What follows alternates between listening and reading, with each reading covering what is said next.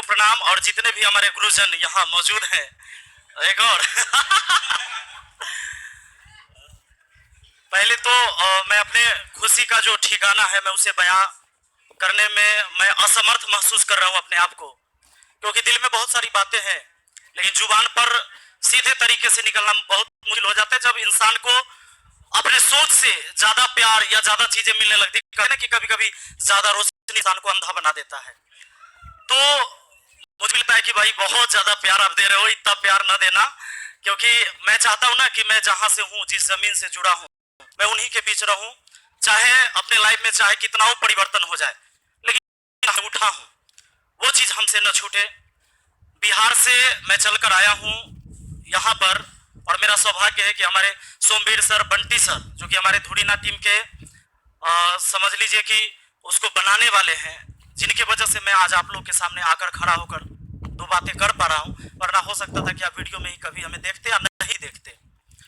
तो देखते हैं, और बहुत मुश्किल से सर हमारे पास गए थे, चूंकि हमसे उनकी कोई बातचीत नहीं हुई थी, और खोजते खोजते मेरे गांव से उठा के ले आए, तो लॉकडाउन के टाइम में, और सर उसी टाइम फंस गए थे। कभी कभी क्या होता है ना कि जिंदगी में बुरा चीज होता है लेकिन कुछ अच्छा संदेश लेकर आता है, तो सर वहां गए थे और फंस गए लॉकडाउन में।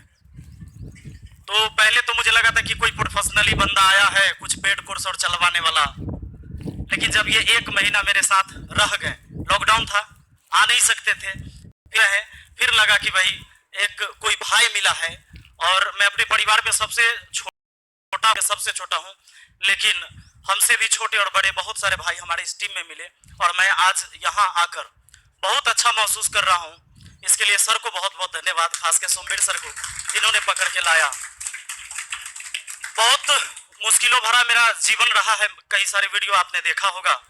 मेरी माँ सिलाई करके मुझे पढ़ाई है, 3 भाई में मैं सबसे छोटा था। बड़े भैया लोग गरीबी की वजह से पढ़ाई नहीं कर पाए, और बड़े भैया मैट्रिक करके छोड़ दिए, मैट्रिक में फेल होके। मझले भैया का वही हाल रहा, अपना पढ़ाई आगे जारी रहा। पढ़ने में मैं कोई तेज स्टूडेंट नहीं था, मैट्रिक मैंने 3rd डिवीजन पास किया है, 3rd डिवीजन मैट्रिक पास हूं मैं। 12th मैंने 3rd डिवीजन पास किया है, बस ग्रेजुएशन 1st डिवीजन है। तो एक जिद थी पढ़ने की, पढ़ने में कोई तेज नहीं था। कभी कभी आप लोग को लगता होगा कि मेरा ये सब्जेक्ट तो बहुत कमजोर है, क्या हमसे ये हो पाएगा, इतना कमजोर है, हमसे नहीं निकलेगा इस बार एग्जाम। अभी तो इसको संभालते हैं तो ये को संभाल, तो वो बिगड़ जाता है।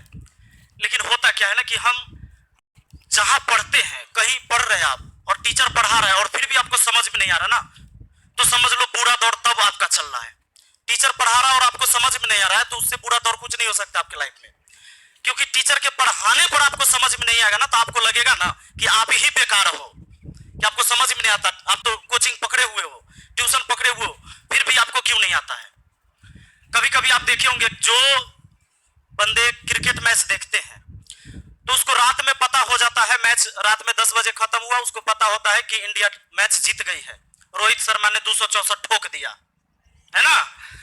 सुबह में फिर हाईलाइट देखेगा, जबकि उसको रात में सारा कहानी पता था। सुबह में हाईलाइट देगा तो कैसे कैसे मारा था वो देखे, और उसके बाद पेपर आ जाएगा 8 बजे तक घर में, फिर पेपर में पूरा पढ़ेगा एक एक अक्षर, जबकि उसको पूरा कहानी रात में ही पता हो गया था। फिर भी एक चीज को हम 3 बार पढ़ते हैं। वजह यह होता है कि वो चीजें मुझे समझ में आ रहा था, क्रिकेट से मुझे इतना लगाव हो गया था, वो मुझे समझ में आ रहा था, इसलिए मैं बात हूं। और बीच बीच में तो आप ये भी देखते हैं कि रोहित शर्मा 264 कम मारा था, कैसे कैसे मारा था। कभी कभी यूट्यूब पर भी वीडियो आप देखते होंगे। पढ़ाई भी वही चीज है, जब आपको समझ में आएगा आप खूब पढ़ोगे, ना समझ में आएगा नहीं पढ़ोगे। अगर कोई भी गुरु आपके जीवन में मिले हैं जिनके पढ़ाने से वो बातें आपको समझ में आती है,